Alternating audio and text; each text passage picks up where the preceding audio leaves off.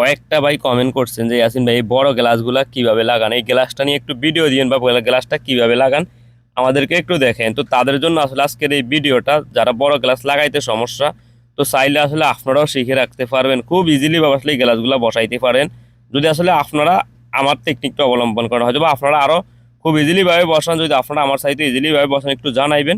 তো আসলে চেষ্টা করবো যদি এর সাথে সহজ কোনো বুদ্ধি থাইকা থাকে ওই বুদ্ধিটা অবলম্বন করার জন্য। তো এই যে দেখতেছেন আসলে আগে আমি এখানে কি করছি, গ্লাসটা বসাই ভালোভাবে মিজান দেখতেছি আসলে কথা মানে সমান আছে কি না।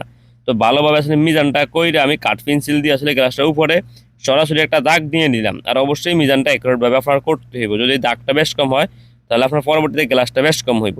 তো আসলে তারপরে পিছনে যে আসলে গ্লাসের পিছনে যে আংটাগুলো আছে ওই আংটাতে আমি অবশ্য প্রয়োজনে আসলে একবার না কয়েকবার প্রয়োজন আসলে মাপটা নেবেন, যাতে মিস্টেক যাতে না হয় মাপটা।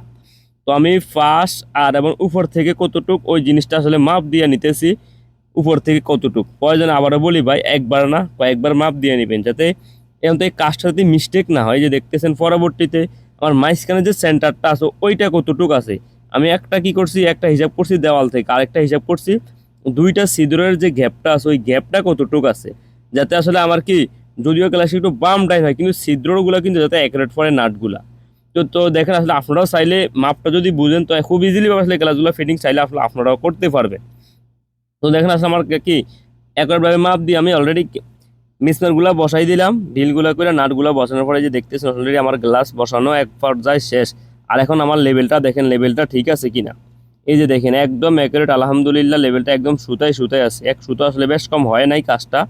তো এই যে দেখতেছেন আসলে কাজটা শেষ, আর কাজটা কেমন হইলো জানাবেন।